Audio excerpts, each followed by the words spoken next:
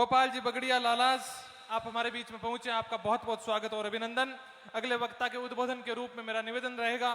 राजेंद्र जी डूकिया कुचेरा से आप आए और संक्षिप्त में अपना उद्बोधन इस मंच के माध्यम से हमारे बीच में रखें। राजेंद्र जी डूकिया कुचेरा से।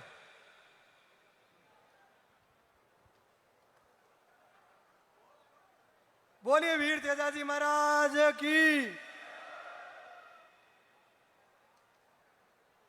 नागौर जिला मुख्यालय पर इस जन आक्रोश रैली के अंदर पधारे हजारों की तादाद में मेरे पिता तुल्य बुजुर्गण और देश की नींव मजबूत करने वाले मेरे युवा साथी, माताओं बहनों, प्यारे भाइयों, मैं सबसे पहले इस राजस्थान कि 36 कौम का बारंबार धन्यवाद करना चाहूंगा कि क्या किसान के बेटे को मजबूत करने के लिए इस व्यवस्था परिवर्तन की लड़ाई के अंदर अपनी विशेष भूमिका निभाने के लिए गांव-गांव, घर-घर रैली नहीं करवा के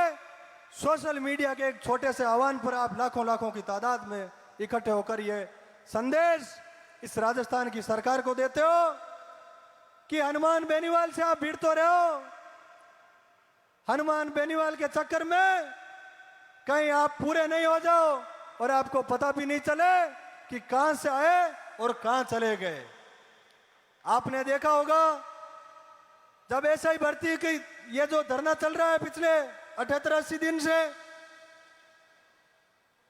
एक दिन लोगों ने चैलेंज कर दिया कि हनुमान जी बेनीवाल के पास में सामान नहीं है, भीड़ इकट्ठी नहीं कर सकते, तो हनुमान जी बेनीवाल ने सोशल मीडिया से एक ही आह्वान किया जिससे राजस्थान के जवान और किसान ने ये बता दिया कि नागौर से लेकर जयपुर की सड़कों तक और जयपुर की सड़कों को पूरी तरीके से जाम करने का काम इन युवा साथियों ने किया। मैं लंबी चौड़ी बात नहीं करूंगा। इस व्यवस्था परिवर्तन की लड़ाई के अंदर हमारे विशेष मुद्दे कि राजस्थान के अंदर ये कौन सा गुंडा राज चल रहा है और विशेषकर नागौर के अंदर ये जो भूमाफियापन पे नागौर के अंदर जो गुंडागर्दी चल रही है। दुर्भाग्य इस बात का है कि नागौर के अंदर आम आदमी गुंडागर्दी करे वो तो मानने में आता है, लेकिन जब पुलिस के अंदर बैठे कुछ अधिकारी पुलिस की वर्दी के आड़ के अंदर जो गुंडागर्दी करते हैं, इससे बड़ा दुर्भाग्य भाइयों मेरे हिसाब से इस नागौर जिले का होना नहीं है। साथियों, मैं आपको बता देना चाहता हूं कि जो लोग कहते हैं कि हम हनुमान की मिट्टी मिला देंगे, तो मैं आपसे बात कहना चाहूंगा कि जो लोग मिट्टी मिलाने के लिए चले थे उनकी नागौर की जनता ने 4 बार तो मिट्टी मिला दी, इससे ज्यादा मिट्टी आपकी नहीं मिल सकती भाई। अभी आपने देखा होगा कुचेरा के अंदर नगर पालिका का एक छोटा सा उपचुनाव था और उस उपचुनाव के अंदर में यहां पर वो बेटी आई हुई है सोनिया रेगर, जो दलित समाज की बेटी है, और उस वार्ड के अंदर बड़ी मजे वाली बात ये 400 वोट थे, 2 ही जातियां थी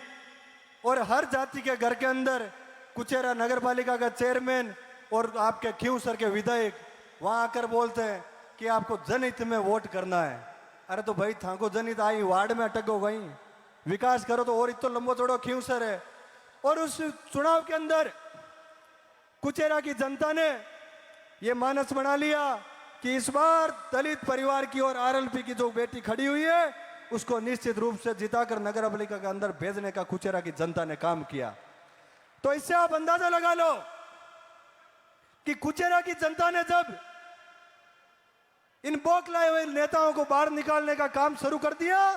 तो आपको डरने की आवश्यकता नहीं है, आप तो मजबूती से खड़े रहना। कुचेरा के अंदर ईंट से ईंट बजाने का काम कुचेरा की 36 कौम करके इस नगर पालिका चुनाव के अंदर आपको बता देंगे कि कुचेरा की जनता क्या चाहती है। उसके बाद में सारा काम आप लोगों का रहेगा, व्यवस्था परिवर्तन आप लोगों को करना पड़ेगा। ना तो आपको किसी से डरने की आवश्यकता है, ना किसी से घबराने की आवश्यकता है। अभी 2 दिन पहले कुचेरा के अंदर मेरे एक बड़ी घटना हुई थी, मैंने भाई साहब नारायण जी से बात भी की थी कि जो कुचेरा के अंदर ये बिजली के जो खंबे लगे हुए थे, आप बात को बड़ी गौर से सुनना। बिरलों का राव समाज का लड़का और बाइक से जब अपने घर जाता है, गलती से उस खंबे के बाइक से टक्कर लग जाती है और खंबा सीधा का सीधा उस युवक के ऊपर गिर जाता है और उसकी मौके पर मौत हो जाती है। वहां के लोगों से, वहां के नेताओं से जब बात करने का प्रयास किया तो उनका एक ही जवाब आया कि उसको उस खंबे के पास में जाना ही नहीं था। बड़ा दुर्भाग्य है कि जो नेता राजस्थान बदलने की बात कर रहे हैं, अरे उनसे हमारा कुचेरा नहीं बदल रहा। जब राजस्थान कब बदलोगे मेरे भाई? कुचेरा बदल के दिखा देना, हम आपको मान लेंगे कि आप राजस्थान बदल सकते हो। आप सब यहाँ पधारे, आप सबका बहुत बहुत धन्यवाद। हमेशा आपके लिए लड़ाई लड़ेंगे।